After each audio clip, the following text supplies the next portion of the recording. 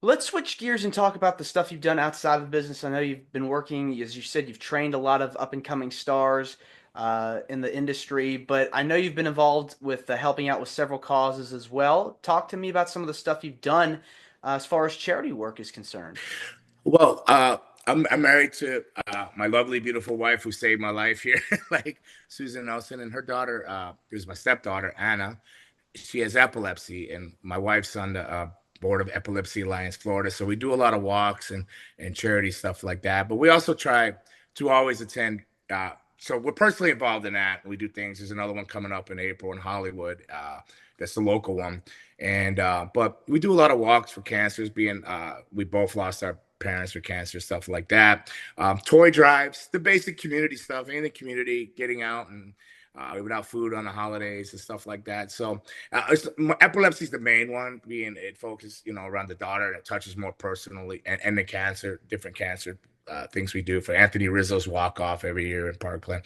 But um, but we try to always be involved in the community in whatever way we can. You had mentioned the epilepsy stuff. Could you elaborate on that a little bit? Yeah, like so. Her daughter, well, I think she was around 4. She was diagnosed with epilepsy, and nothing helped her. Surgeries, different medicines, and stuff like that. And then she started wrestling for a while. So I trained her to wrestle, and she was doing well with that because she could feel when her seizures would come. Her hand would twitch. She was able to take medicine, but they had cut these growths out in her head, and then they grew back again in her early 20s, right, or 20, and they couldn't take it out anymore because it would have affected her left side like a stroke. They couldn't cut it out from her brain, so they put a pacemaker in. And when they put that in, she had to stop wrestling because the headaches were so severe. She couldn't do rolls anymore. But her seizures had never stopped. She's one of the unfortunate ones that really just she has them daily and daily, daily, daily. So, my wife, she's a saint. Trying to care and her daughter Anna is a warrior.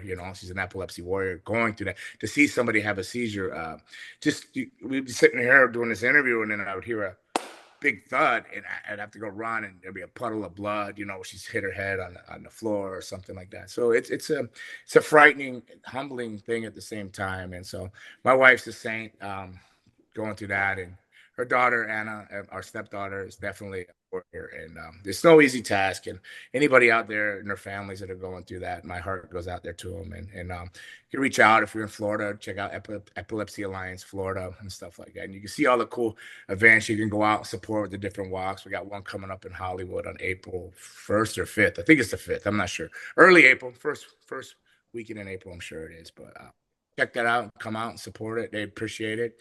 Put your purple on. Wear your purple. It's so hard when you have to deal with all this stuff because, especially somebody that's, really wants to learn how to wrestle and Yeah. overcome so much in their life. Well, yeah, they just feel like at that young age, you just feel like they're angry.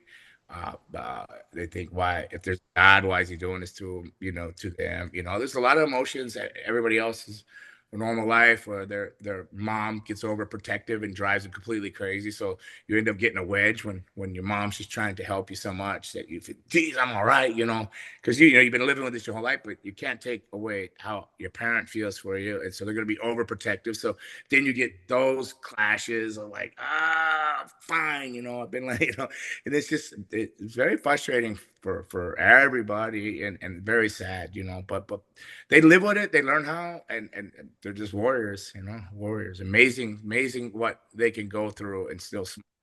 Absolutely. They've overcome so many obstacles in their life, after Yeah. years and years. Why do you feel passionate about helping out in your community? I always want to try to give back because like I said, I owe pro wrestling everything. So it's a platform that people will respect. And I want, this goes back to wanting to be a preacher when I was younger. So I was always wanting to help and give. So I feel like if I was able to come out of a rough neighborhood and get past all the odds, I broke my neck. I broke it twice. I broke it playing football, and then I broke it in WWE in 2000, I believe it was. That's when I disappeared off TV for a while. Was I broke my neck again.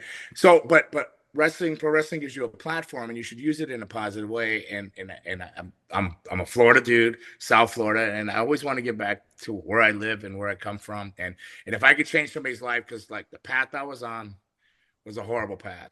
I should have been in prison or dead. You know, the path, the route I took, and to if I could change somebody's thinking with just a little bit of advice or a hello or a smile or hey, come check that show or this and that, then then it's not. I need to do more than that in life, but that's just it's just rewarding to. Yeah, And I feel it's like about I feel like I need to do that. yeah, I mean, you've got such an inspiring story and overcome so much, be able to pay it forward and help others, train others, help out in your family.